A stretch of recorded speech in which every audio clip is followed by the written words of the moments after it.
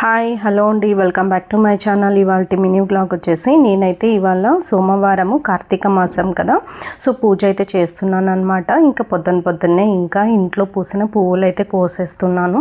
ఇలా ప్రతిరోజు మనకైతే ఇంట్లో పువ్వులు అయితే పూస్తాయన్నమాట. ఇలా మందారాలు ఎక్కువగా పూస్తూ ఉంటాయి. అందుకే ఇంక ఇవాళ కూడా సోమవారము కార్తీక మాసంలో పూజ చేసుకోవడానికి ఇలా పువ్వులు అయితే కోసేసుకొని దేవుడికి అయితే పొద్దున పెట్టేసి దీపం అయితే చేసేసుకున్నాను. అండ్ ఇంకా ఈవినింగ్ అయితే నేను మళ్ళీ పూజ అయితే చేస్తున్నాను. అండ్ ఇప్పుడు పూజ చేసేటప్పుడు నారికేల దీపం అయితే పెడుతున్నాను అనమాట. ప్రతి ఒక్కరూ పెట్టడానికి అయితే ట్రై చేయండి ఈ కార్తీక మాసంలో. అది డే అయితే ఏ రోజైనా చేయొచ్చు అనమాట.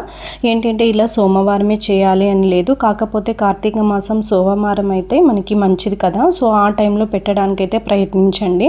నేనైతే ఇలా సోమవారం కార్తీక మాసంలో అయితే పెడుతున్నాను. నేను లాస్ట్ ఇయర్ కాదు, లాస్ట్ టైం మహాశివరాత్రి రోజు కూడా అయితే పెట్టాను, మీకు షార్ట్ కూడా పెట్టాను అనమాట. అండ్ ఇప్పుడైతే నేను ఇలా కార్తీక మాసంలో సోమవారం అయితే ఈవినింగ్ టైంలో 6 తర్వాత అయితే పెట్టాలన్నమాట. ఇది చాలా అత్యంత ప్రీతికరమైనది అనమాట, సో శివుడికి అనమాట.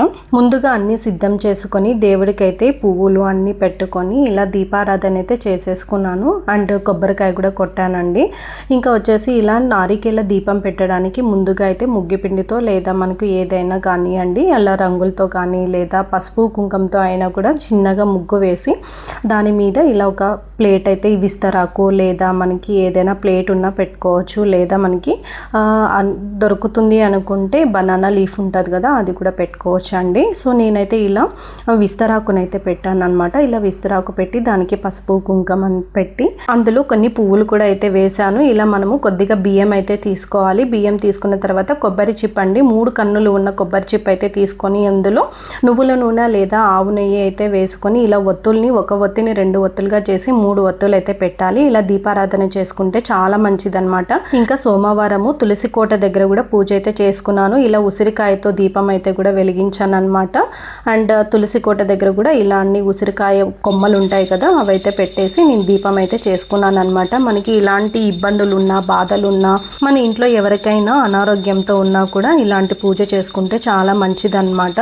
సో చాలా మనశ్శాంతిని అయితే ఇస్తుంది. సో మీరు కూడా తప్పకుండా ట్రై చేయండి. నేనైతే మొత్తానికి ఇలా పూజ అయితే కంప్లీట్ చేసుకున్నాను.